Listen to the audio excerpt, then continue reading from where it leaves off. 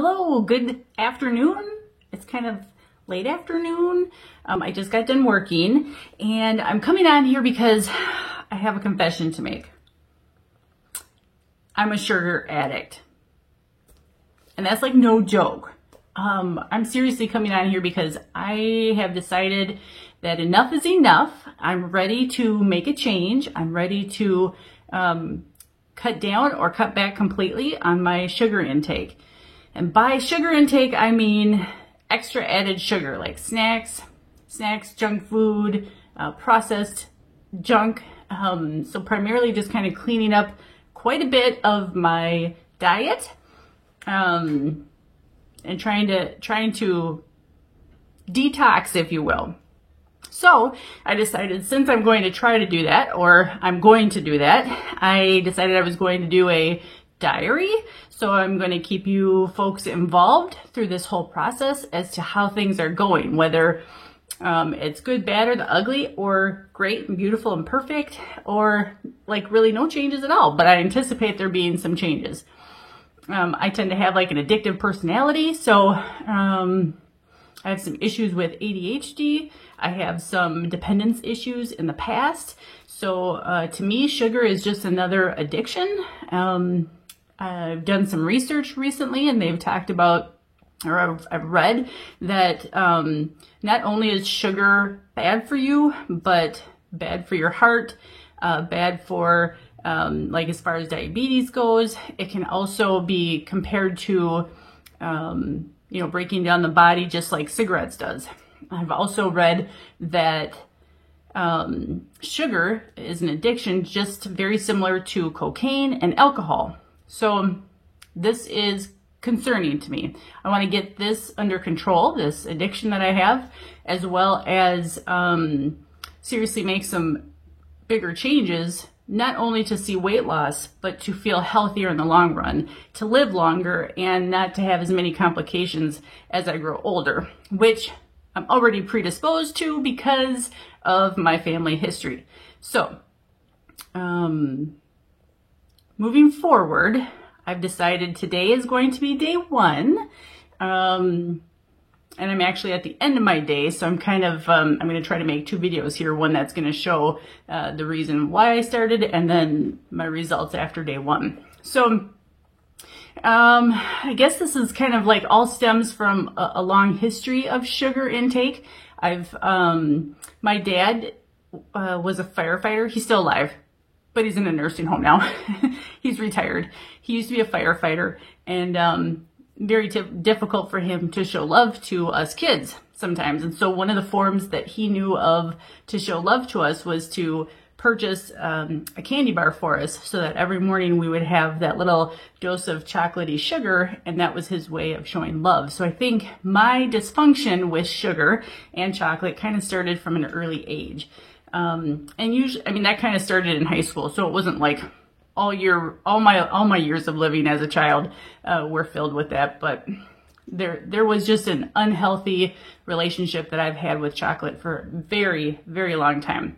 So, I'm working on a way to cut that out of my life.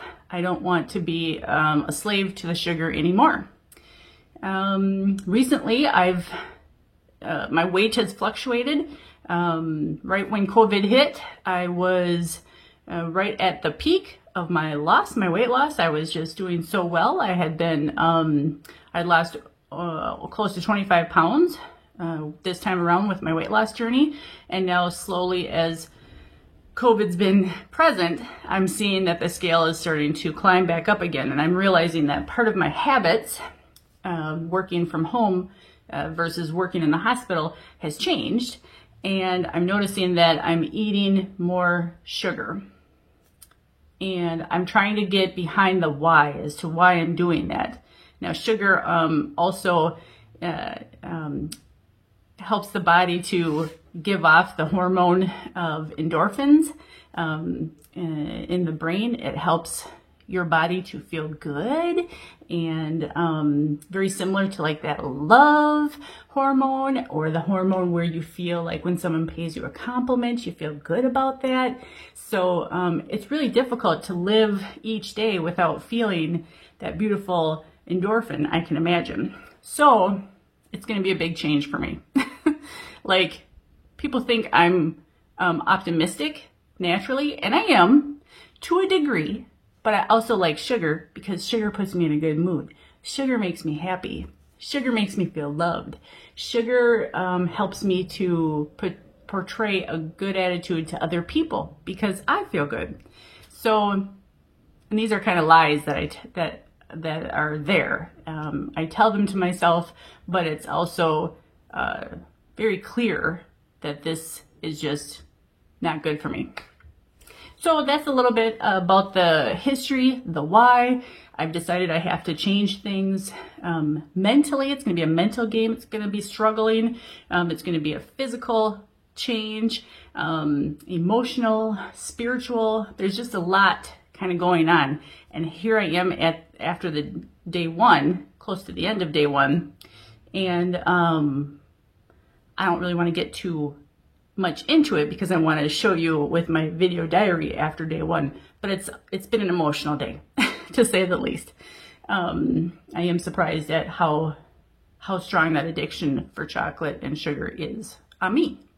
So if you are interested in seeing my journey, I decided to do this journey because I too also want to have documentation and a set of videos that I can rewatch if for any reason I jump back into relapse later on.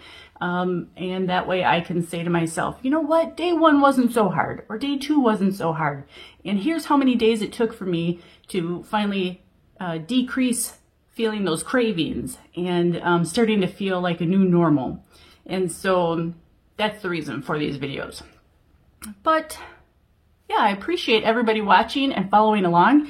If you are moved by this video to make action in your own life, if you want to also break free from the addiction of sugar, please let me know. Put a comment down below. Let me know that I'm not alone and that you too also are either working on it, that you want to work on it, or that you have conquered the sugar cravings and the sugar addiction and that you are on the other side of things too.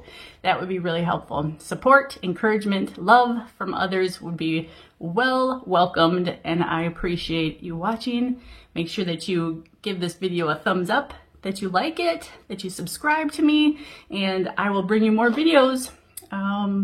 So be on the lookout for some more daily video diaries. All right, we'll see you guys next time.